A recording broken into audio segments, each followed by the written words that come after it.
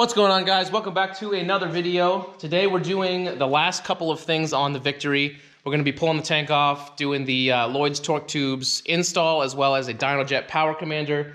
Those are the last two things on this bike before we are going to get it dyno tuned and flashed to get this thing running perfectly. This could be a little bit of a long video, so I'm not going to waste any time, and we're going to get right into it. This is what we're working with over here. This video is sponsored by Popeyes. Just kidding, no it's not, but it would be cool. So this is what we're rocking with. We've got the air filters, the actual torque tubes from Lloyds. This is going to replace the factory air box, along with some silicone, zip ties, instructions, a couple of air filters, which you'll see come into play later, some clamps, bungs. This is a really important piece. This is the idle air control valve.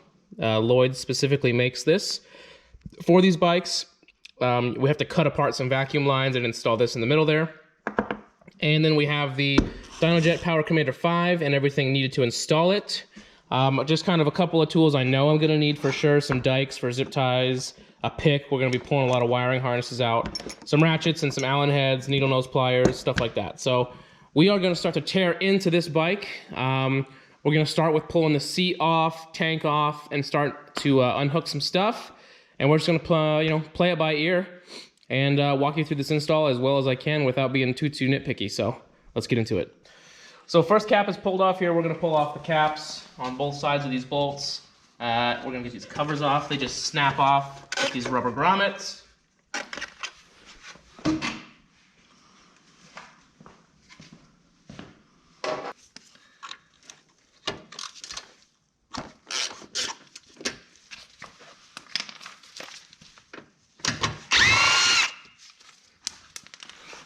Bolt number 2 on the other side. Battery post is right here, so you do want to be careful that you're not grounding out your tool.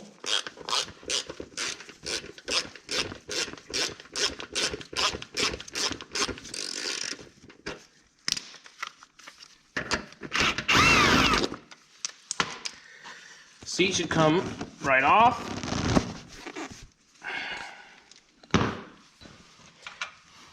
Gas tank. 8mm, 3 bolts on the tank, 1. Another bolt on the gas tank again, 8mm.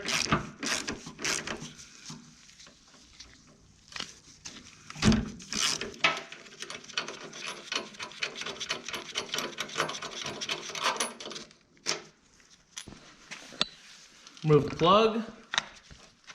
Another 8mm. This will fully release your gas tank.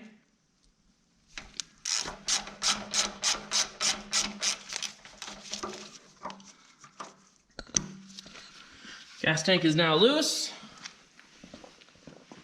All right, we're gonna have to take both of these off. Factory is a cheese wedge that just snaps off. These are aftermarket, so you actually have to undo them. Take these off on both sides. And then basically behind this is gonna be your throttle body, as well as your fuel line for your gas tank. So I'm gonna pull this off, unhook the fuel line, lift the tank up, and this coming off is gonna be our next big step. So I'll pick you back up when I get this gas tank pulled off. All right, so cheese wedge is off of this side. This big bracket is gonna be your first thing to kind of tackle. Behind this is your main fuel line. You can see right here this little green piece. This is gonna be what you pull and snap off to get the tank off. On the other side, there's 2 vacuum lines, and that's all it's holding this tank on right now. This guy right here is your idle air control valve. It's got 3 vacuum lines hooking up to it in the back here, if you can kind of sort of see it. So I'm gonna have to get back here, and I'm gonna have to pry these off with a screwdriver, undo this harness right here. This whole piece will come off, undo this, gas tank will come off, and then we can start working towards getting our throttle body off. So I'm gonna pull all this off, and then we'll keep going. All right, so I've got my fuel line disconnected here, vacuum lines and the fuel pump disconnected, which means this guy should pop right off.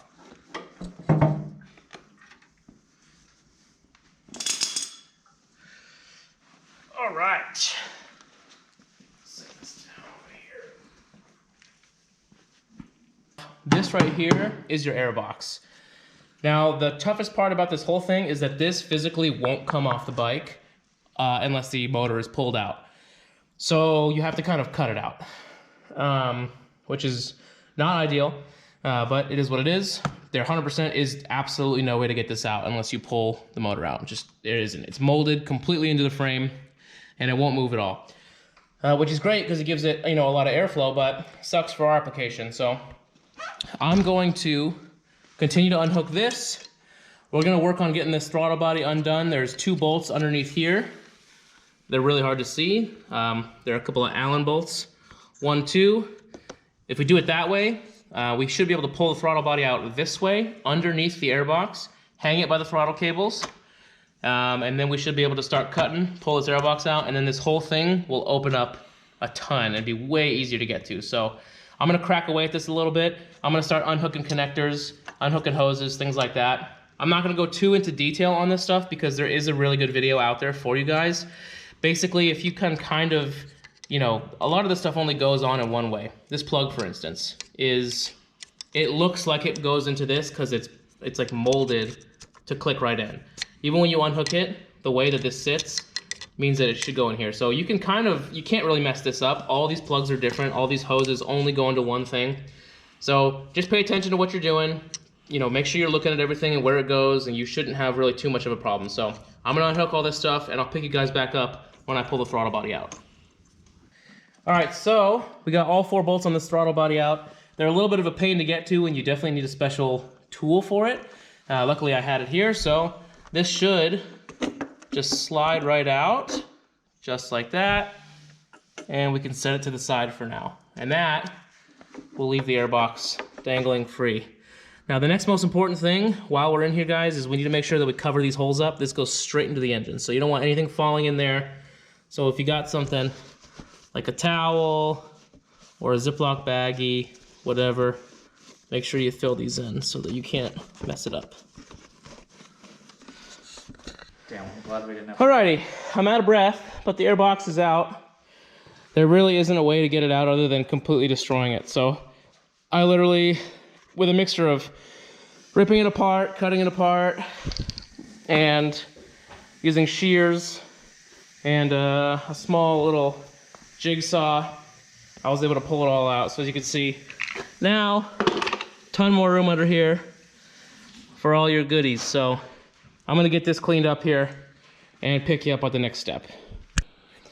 All right, so moving over here to the bench real quick. This is the vacuum lines that come off of the idle air control valve, which is this guy right here.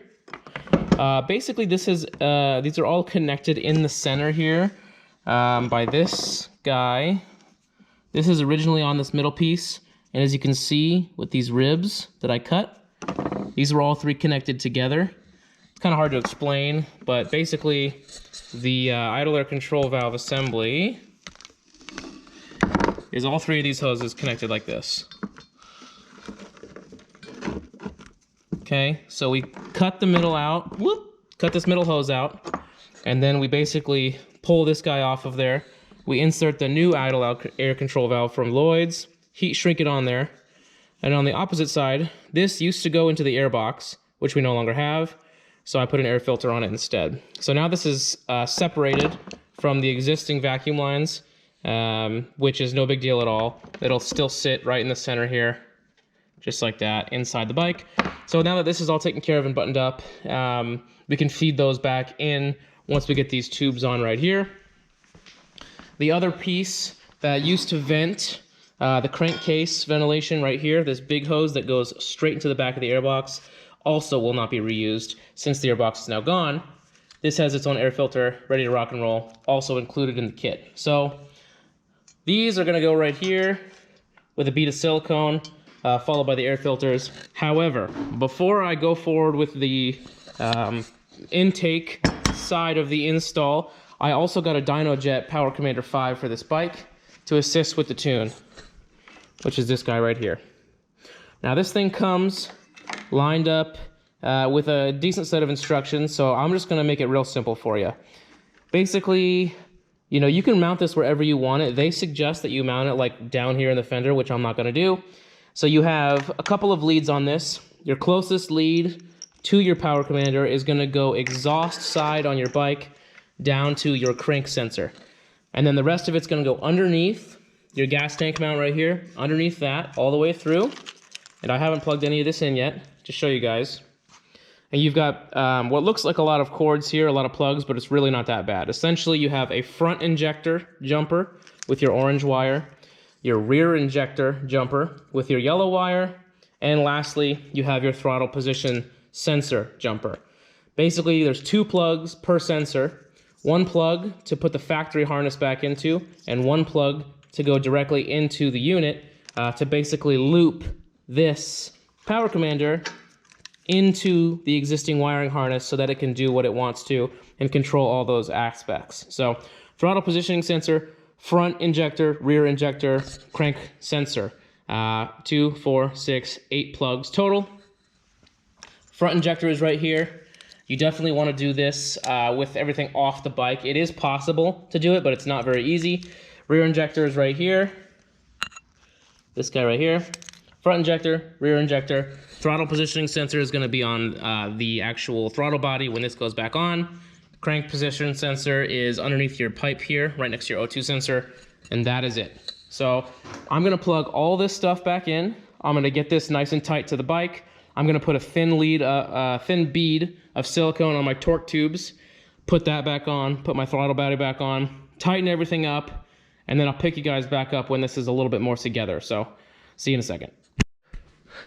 Okay, so everything is pretty much on and buttoned up. Give you guys a little tour here. We got this guy back on. This was honestly the hardest part for me. The idle air control valve modification. So that's this little guy. I think this is supposed to be farther up in here, but because my bike is so new, I have a couple of extra vacuum hoses that I had to work around. So the only modification that I had to do that's not in the instructions is there is a 4th tab that goes to the block here. It's 1, 2, 3, 4 screws.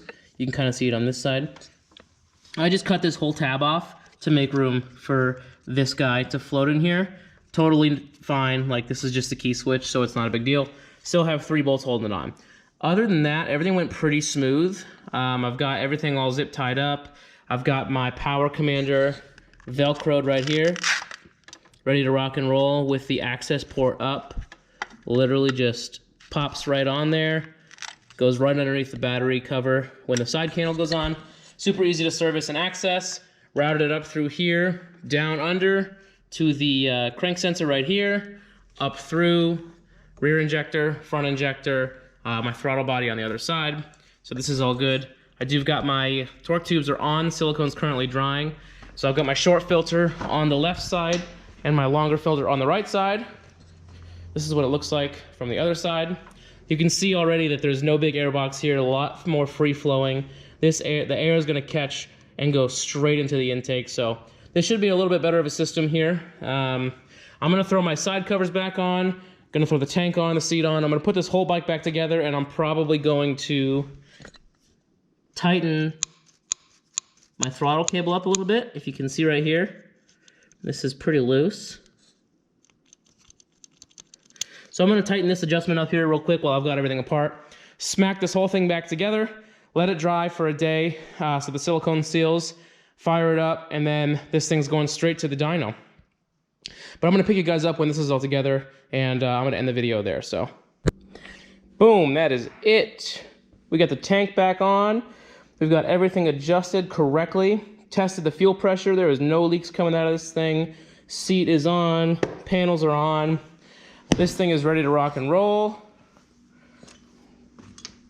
From this side, can't see too much filter, just a little bit right here where all this air box used to be.